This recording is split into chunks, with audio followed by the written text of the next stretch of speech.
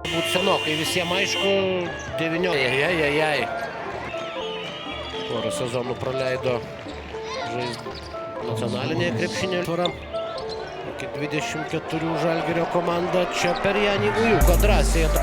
22 taškus jau pelnė šiame kėlinyje Žalgiris. Čia dėjimas iš viršaus sekundės. Žalgiris laimi šias rungtynės. Ledus.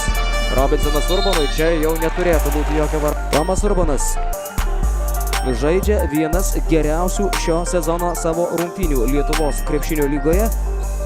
Kol kas šiandien šiose rungtynėse į 5 minutės dabar yra Alytaus Dzūkijai.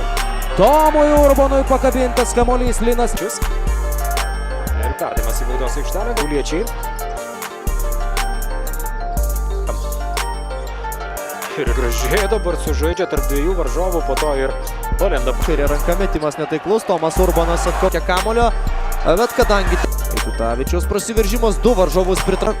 Geras kovotojas dėl atšokusių kamuolių, tai dar viena jo kovingumo ir tėti taip kaip jau senokai nebuvo pieno žvaigždė. Ponas čia sunku su jo metimas, tačiau Tomas ant savo persvarą. Lekavičius gudrus, jo perdavimas Tomui Urbanui. Gustas gražos, perdavimas Andrėjui Gofonovui, dar gražesnis blokas su Staniuliu, Staniulis jie. Atsakinga užduotis yra stabdyti šį krepšininką, dabar mūras lip.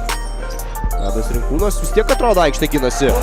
Taikyti 3 taškus, o Tomas Urbanas turi ilgas rankas ir gali blokuoti metimus. Mačernis nemetė ir gerai čia viską padarė Osalas Mačernis. O Lekavičius asistuoja. Tomui Urbanas nėra pats blogiausias 3 taškų metikas. O čia Lekavičius kabina kamuolį virš lanko ir Tomas Urbanas. Beideris. Ir gražus Urbano blokas. Dar kartelį Tomas Urbanas, jau 3 blokai. Ką išdarinėja jis, įspūdinga. Ir čia pražanga. Tomas Urbanas, savo komandą.